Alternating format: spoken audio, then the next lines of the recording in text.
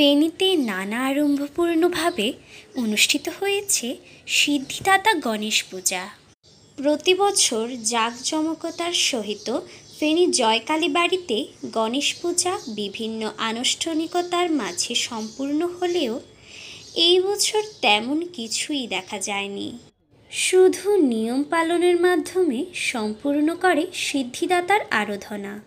এ বিষয়ে ফেনী জেলা পূজা পার্বণ পূজা কমিটির কাছে জানতে চাইলে গণেশ পূজা উদযাপন কমিটি জানান, ফেনীর ভয়াবহ বন্যায় পুজোর অর্থ বন্যার্থীদের মাঝে বিলিয়ে দেওয়াতেই সাদামাটাভাবে পালন হয়েছে ফেনীর ইতিহাসের সর্বপ্রথম গণেশ পূজা উদযাপনকারী এই কমিটি।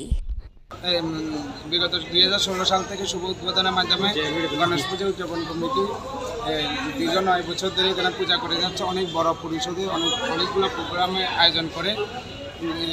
বিগত বছরগুলোতে আমাদের যে প্রোগ্রামগুলো হয়েছে এই প্রোগ্রামগুলোতে অনেকগুলো কেন আমরা ইভেন্ট রাখছিলাম, প্রতিযোগিতা রাখছিলাম, এরপরে বিভিন্ন অনুষ্ঠান করছিলাম।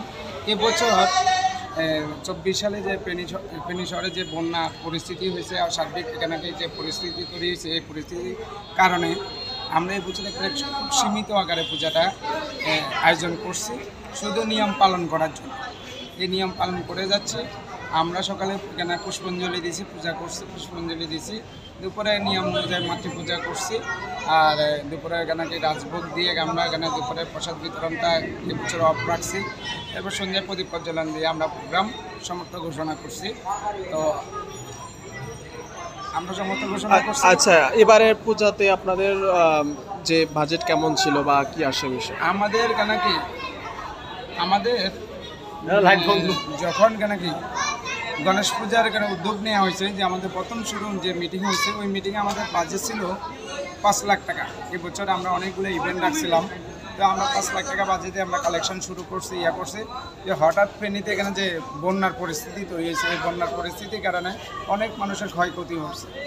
অন্যদিকে ফেনীতে গণেশ পূজার মণ্ডপও একটি এবার বৃদ্ধি পেয়েছে। ফেনীর বাঁশপাড়ায় বিদ্যাপীঠ সংঘের উদ্যোগে জাঁকজমকভাবে গণেশ পূজা উদযাপন করা হয়। বলে রাখা ভালো, বিদ্যাপীঠ প্রতিবারই বিদ্যার দেবী সরস্বতী মায়ের আরাধনা করে থাকেন। এইবার সেই সঙ্গে তাদের পূজা করার ঝুড়ির ওজন আরও বাড়িয়েছেন। সিদ্ধিদাতার আরাধনায় ব্রতী হয়েছেন। গণপতি বাপ্পা মৌরিয়া, মঙ্গলমূর্তি মৌরিয়া।